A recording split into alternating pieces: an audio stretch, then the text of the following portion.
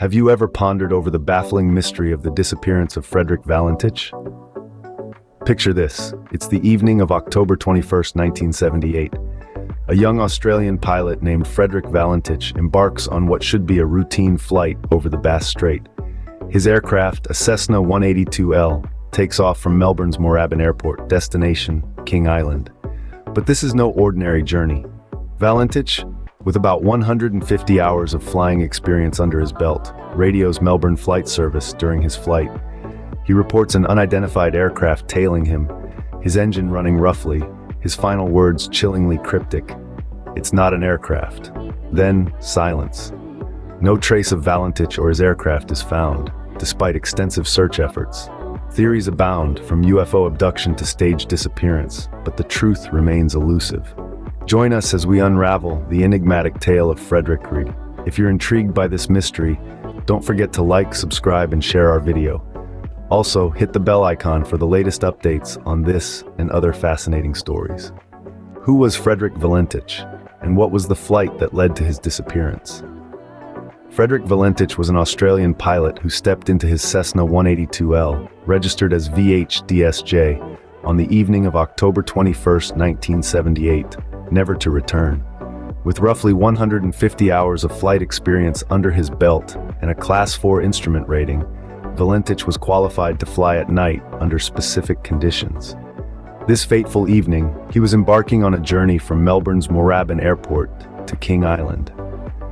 The purpose of this flight, however, remains a mystery, as Valentich gave different reasons to different people. To some, he claimed he was heading to King Island to pick up friends.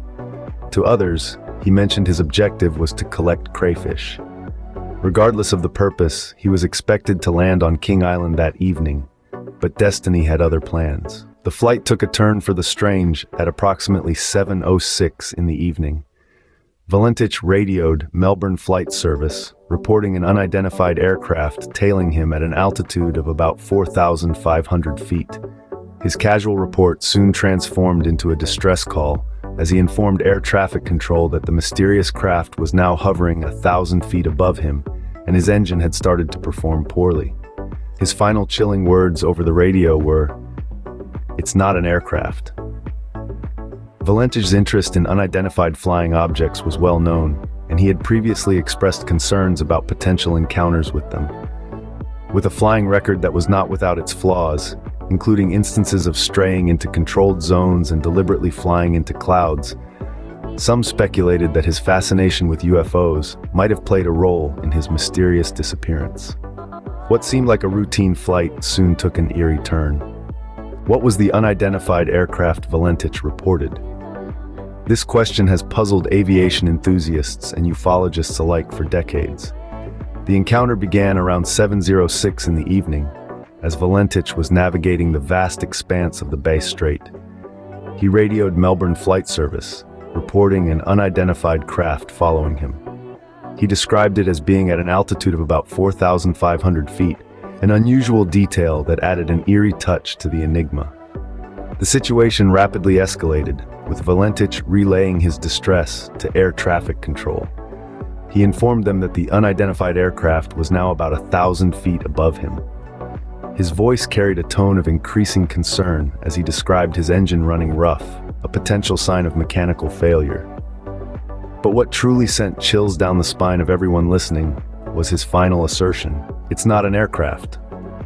Speculations soared high, with whispers of a UFO encounter. Reports of a UFO sighting in Australia on the night of Valentich's disappearance began to circulate, adding fuel to the fire of extraterrestrial theories. However, the Department of Transport remained skeptical about the UFO hypothesis.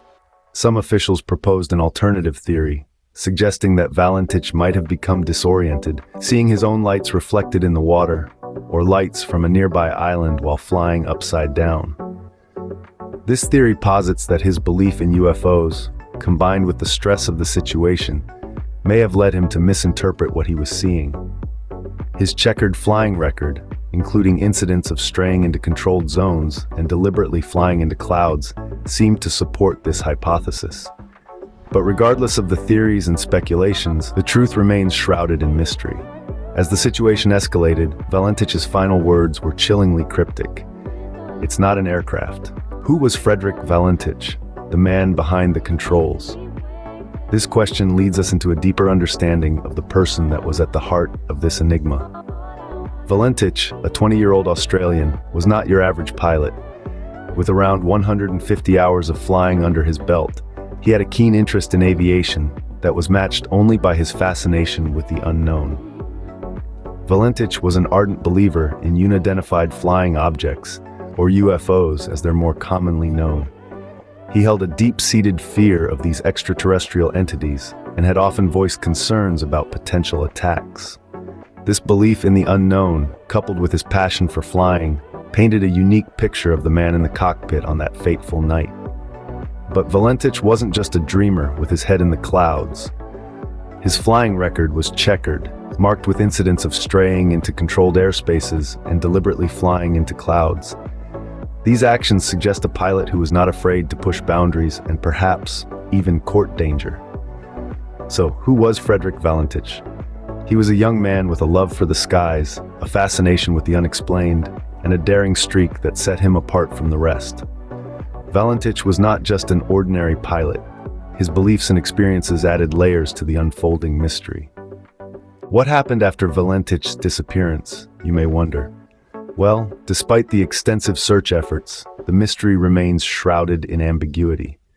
The Australian authorities launched one of the most comprehensive search missions in the history of the country. For 4 days, they scoured the Bass Strait with an array of aircraft and marine vessels. Yet they found no trace of Valentich or his aircraft, VH-DSJ. The enigma of Valentich's disappearance has given rise to many theories. Some officials speculated that he may have been disoriented, seeing his own lights reflected in the water or lights from a nearby island while flying upside down. This theory suggests that Valentich, unfortunately, might have spiraled into the sea in a state of confusion. Others, however, proposed a more ominous explanation. Given Valentich's fervent belief in UFOs and his radio transmission describing an unidentified aircraft, ufologists argue that a UFO may have been involved. They point to witness reports of a green light in the sky on the night of his disappearance as potential evidence of extraterrestrial involvement. Yet another theory suggests that Valentich may have staged his own disappearance. His checkered flying record, including straying into controlled zones and deliberately flying into clouds, has led some to believe that this was a final act of defiance or escapism. But of course, there are those who believe that Valentich may have taken his own life. The absence of a definitive motive for his flight to King Island and his final distressing radio transmission have been cited as potential indicators of this tragic possibility. Despite all these theories, the Australian Department of Transport concluded its investigation without determining a cause for the disappearance, presuming it to be fatal for Valentich. The Bass Strait, where he disappeared, has remained silent about his fate. The truth, it seems, may have been swallowed by the depths of the sea, or perhaps carried off into the starlit sky. Despite all the efforts and theories, the mystery of Valentich's disappearance remains unsolved. What is the legacy of Frederick Valentich's mysterious disappearance? One might ask. The answer lies in the enduring mystery that continues to captivate the minds of aviation enthusiasts, ufologists, and the general public alike.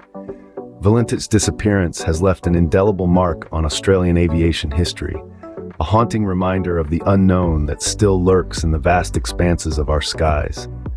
For decades, the unexplained disappearance of Frederick Valentich has puzzled experts and amateurs alike. Theories abound, from the mundane to the extraordinary, each attempting to piece together the final moments of Valentich's ill-fated flight. From the possibility of disorientation leading to a crash, to the more tantalizing speculations of UFO involvement, the mystery continues to fuel discussions and debates.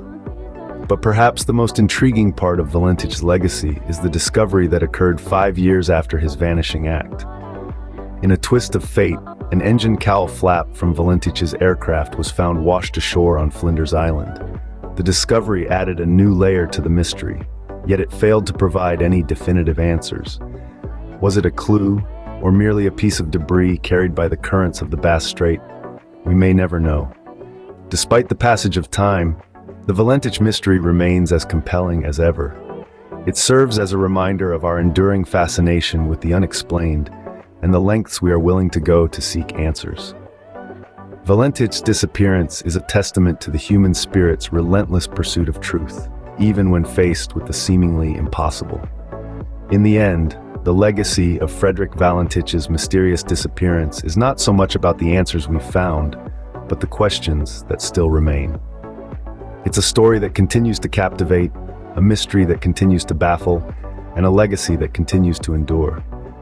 Frederick Valentich's disappearance remains one of Australia's enduring aviation mysteries, leaving us with more questions than answers.